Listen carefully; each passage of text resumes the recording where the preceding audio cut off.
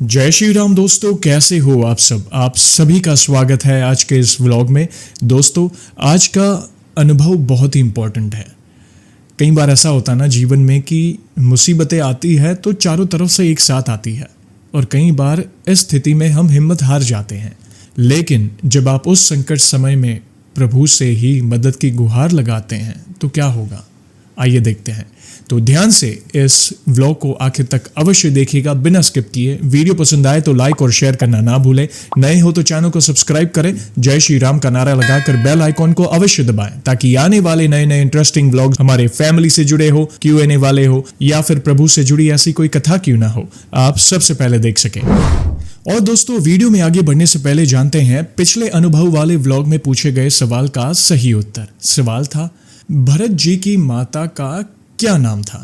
इसका सही उत्तर है माता कैकेयी जी। फिर से एक और बार कमेंट सेक्शन भर गया सही उत्तर के साथ, लेकिन क्षमा चाहते हैं, सभी के नामों का शाउट आउट करना मुश्किल है, लेकिन 3 भक्तों के नामों का मैंने सिलेक्शन किया है शाउट आउट के लिए।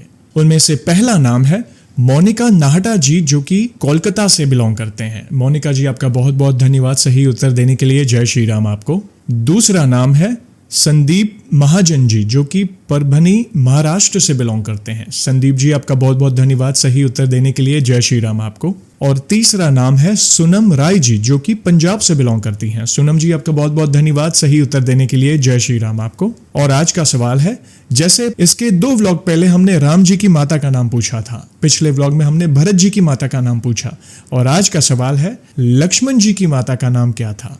सही उत्तर कमेंट में अवश्य दीजिएगा, और सही उत्तर के साथ आप अपना पूरा नाम और आप कहां से बिलोंग करते हैं, यानी किस गांव के शहर से बिलोंग करते हैं, वो भी मेंशन करिएगा।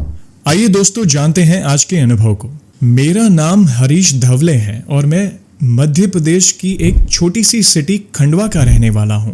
मैंने काफी समय पहले जेश भैया आपका चैनल सब्सक्राइब किया था, तभी से आपके सारे वीडियोस देख रहा हूं और बजरंगबली का भक्त हूं। आपकी इतनी वीडियोस देखने के बाद मेरा भी मन हुआ कि मैं भी अपना अनुभव सभी भक्तों से शेयर करूं।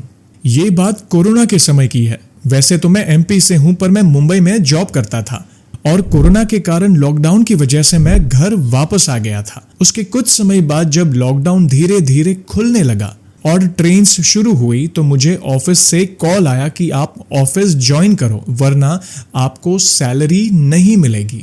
घर वालों के लाख मना करने पर भी मैं मुंबई जाने के लिए तैयार हो गया। अपनी सिटी से ट्रेन का रिजर्वेशन करवा लिया और मुंबई पहुंचने के बाद ऑफिस के नियम के हिसाब से मुझे 15 दिन का होम क्वारंटाइन रहने को कहा गया था, क्योंकि मैं ट्रैवल करके आया था। उस समय मैं मुंबई में रेंट पर अकेला रहता था। पहले मुंबई में मैं अपने भैया भाभी के साथ रहता था, पर भैया की जॉब वर्क फ्रॉम होम चल रही थी, तो वो MP में ही थे, पर मेरे ऑफिस वाले मुझे वर्क फ्रॉम होम नहीं दे रहे थे, इसलिए मुझे मुंबई जाना ही पड़ा। और उसी साल मेरी शादी की तारीख भी निकल गई थी, इसलिए मैं अपनी जॉब नहीं खोना चाहता था। लेकिन जैसे ही मैं मुंबई पहुंचा और मेरे होम क्वारंटाइन के 6 दिन भी पूरे नहीं हुए थे, तब मेरी तबीयत बिगड़ने लगी। पहले मुझे फीवर आया और उसके बाद थोड़ा बॉडी पेन होने लगा, तो मैंने पास ही के एक डॉक्टर को दिखाया, तो उन्होंने मुझे मलेरिया का टेस्ट कराने को कहा और मैंने वो करवा भी लिया, पर उसमें कुछ नहीं निकला। डॉक्टर ने कहा चिंता ना करें, नॉर्मल फ्लू है, ठीक हो जाएगा।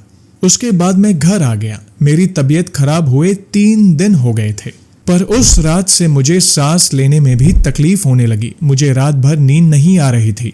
मुझे यही डर था कि मेरी सांसें रुक न जाए। मैं बजरंगबली को बहुत मानता हूँ। मैं पूरी रात हनुमान चालीसा और बजरंग बाण सुना करता था। मैंने बजरंगबली को कहा कि प्रभु, अब जो भी है आपके हाथ में है, क्योंकि यहाँ मैं बिल्कुल अकेला हूँ। और किसी तरह वो रात निकल गई।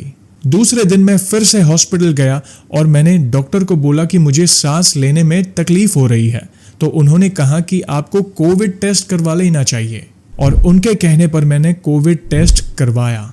रिपोर्ट अगले दिन आने वाली थी, तो मैंने डॉक्टर से कहा कि किसी तरह से रात निकल जाए, तो उन्होंने मुझे कुछ टैबलेट्स लिख कर दी, पर उससे कुछ फायदा नहीं हुआ। रात भर मैं हनुमान चालीसा और बजरंग बाण का पाठ करता रहा, जिससे मुझे थोड़ा आराम मिलता रहा। फिर अगले दिन मेरी कोविड रिपोर्ट आई और वो पॉजिटिव निकली।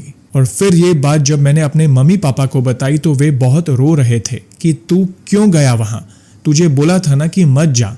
उस वक्त मुझे भी लग रहा था कि मैं क्यों मुंबई आया, पर मुझे मेरे बजरंगबली पर पूरा विश्वास था कि वो सब ठीक कर देंगे। मेरी ब्रीथिंग प्रॉब्लम बहुत बढ़ गई थी, मुझे सांस लेने में तकलीफ हो रही थी और उसी दिन मैं गवर्नमेंट कोविड हॉस्पिटल में एडमिट हो गया और प्रभु की कृपा से धीरे धीरे मैं कोविड से रिकवर हो गया। पर जयेश भाई, इतने में ही मेरे जीवन की समस्या खत्म नहीं हुई। उसके बाद मैं अपने घर एमपी वापस आ गया। इतना सब कुछ होने के बावजूद मेरे ऑफिस वालों ने मुझे वर्क फ्रॉम होम की फैसिलिटी नहीं दी, इसलिए मैंने मजबूरी में वो जॉब छोड़ दी। उसके 1 महीने बाद मेरी शादी हो गई। शादी के बाद मेरी चिंता बढ़ती ही जा रही थी क्योंकि मुझे अच्छी जॉब ही नहीं मिल रही थी। जयेश भाई, ऐसा कोई भी मंगलवार या शनिवार नहीं रहता जब मैं हनुमान जी के मंदिर उनके दर्शन करने ना जाता। जब भी मंदिर जाता प्रभु से एक ही चीज कहता कि हे बजरंगबली, आपको तो सब पता है कि मेरे क्या हालात है, जो भी करना अच्छा करना, मेरी कहीं अच्छी जगह जॉब लगवा देना। ऐसे करते करते करीब 3 महीने निकल गए पर जॉब नहीं मिल रही थी। मुझे खुद पे भी कभी कभी डाउट होता कि मुझ में कोई टैलेंट है कि नहीं, पर मुझे मेरे प्रभु पर पूरा विश्वास था कि सब अच्छा होगा। मैंने प्रयास करना नहीं छोड़ा। फिर एक दिन पता नहीं मुझे क्या सूझा कि मैंने अपनी मम्मी को बोला कि मैं मंगलवार का उपवास रखूंगा और मैंने उपवास करना शुरू भी कर दिया। जयेश भाई, आप यकीन नहीं मानोगे कि भले ही पूरे वीक मुझे जॉब का कोई कॉल आया ना हो, पर जब मैं बजरंगबली के मंदिर जाता था तब मंदिर में पैर रखते ही मुझे जॉब इंटरव्यू के लिए 1 या 2 कॉल आते ही थे। फिर एक दिन मुझे मेरे एक दोस्त जिसका नाम राम है, जो मेरे साथ 6 या 7 साल पहले जॉब करता था, उसका अचानक से कॉल आया और उसने कहा कि तेरी ही प्रोफाइल की एक जॉब है मेरे ऑफिस में, तू करेगा क्या? और मैंने उसे हाँ बोल दिया। फिर अगले दिन मंगलवार को मेरे फ्रेंड राम के ऑफिस से एचआर ने कॉल किया और कॉल भी तब आया जब मैं बजरंगबली के मंदिर में था और इंटरव्यू शेड्यूल कर दिया गया। उस वक्त मेरी मम्मी ने कहा कि तू भगवान शिव का भी उपवास रख, तो मैंने उनका भी पूरी श्रद्धा के साथ उपवास रखा। मतलब अब मैं सोमवार और मंगलवार 2 दिन का उपवास यानी व्रत रखता था। फिर उसके अगले हफ्ते सोमवार के दिन एचआर का कॉल आया कि आज आपका फर्स्ट राउंड है। प्रभु की कृपा से मैंने वो राउंड क्लियर कर लिया। फिर अगले दिन मंगलवार को मेरा सेकंड और फाइनल राउंड था और जो मेरा राउंड लेने वाले थे उनका नाम महेश था। वो दिन मेरे उपवास का 4था मंगलवार था। वो राउंड में मैं थोड़ा नर्वस हो गया था क्योंकि मैं टेंशन में था, पर महेश सर बहुत अच्छे थे। उन्होंने मुझे कहा कि आप रिलैक्स हो जाएं और मैंने इंटरव्यू दे दिया। उन्होंने कहा कि आपको एचआर की तरफ से कॉल आ जाएगा। जयेश भाई, आप यकीन नहीं मानोगे कि 5वें मंगलवार को एचआर का कॉल आया कि Harish, you are selected. Jayesh भाई, मैं बता नहीं सकता उस दिन मैं कितना खुश हुआ। प्रभु को याद करके मेरी आंखों से आंसू आ गए। अच्छी बात यह भी थी कि यह नई जॉब वर्क फ्रॉम होम थी और मुझे सैलरी पैकेज भी अच्छा मिला था। मैंने अपनी मम्मी को बताया कि मैं सिलेक्ट हो गया हूँ। मम्मी भी बहुत खुश हो गई और फिर बातों बातों में उन्होंने मुझसे पूछा कि तेरे दोस्त का क्या नाम है जिसने तुझे इस जॉब के बारे में बताया। तो मैंने कहा राम, और जिसने इंटरव्यू लिया उनका नाम महेश है। तो मम्मी बोली, देख, खुद भगवान राम ने तेरे लिए जॉब देखी और तेरा इंटरव्यू लेने वाले महेश यानी भोलेनाथ थे। ये मेरी मम्मी की प्रभु के प्रति अटूट श्रद्धा थी। जयेश भाई, कोई माने या ना माने, पर यह मेरा पूरा विश्वास था मेरे बजरंगबली पर और उनकी कृपा से आज मैं अपनी जॉब से बहुत खुश हूँ। सब विश्वास का खेल है। अगर आप भगवान पर सच्चे मन से विश्वास रखो तो प्रभु किसी न किसी रूप में या किसी के माध्यम से आपकी मदद करने जरूर आते हैं। जय श्री राम दोस्तों। तो दोस्तों, देखा आपने, संकट चाहे कितना भी बड़ा क्यों ना हो, मैंने कहा ना, कई बार इतने संकट एक साथ आ जाते हैं कि हमारा दिमाग ही ब्लॉक हो जाता है, लेकिन उस समय हमें हिम्मत नहीं हारनी। अपना कर्म करते रहें, जो भी प्रयास है वो करते रहें और प्रभु के शरणागत रहें। अगर मदद मांगनी भी है तो प्रभु से मदद की गुहार लगाएं और देखना जैसे इन भक्त की प्रभु ने सहायता की, आपकी भी वे अवश्य करेंगे। तो ऐसे ही है हमारे बजरंगबली। और दोस्तों, आप सभी को तो पता ही है कि व्लॉग को हम ऐसे ही एंड नहीं करेंगे। प्रभु के नाम का गुणगान जो करना है, आज भी मैं हम सबके आराध्य प्रभु श्री राम से जुड़ी कुछ ऐसी पंक्तियां लाया हूं जो आपके दिल को छू जाएगी। तो ध्यान से इन पंक्तियों को सुनिएगा और अपने विचार कमेंट में अवश्य दीजिएगा। तो बोलिए सियावर रामचंद्र की जय, पवन सुत हनुमान की जय।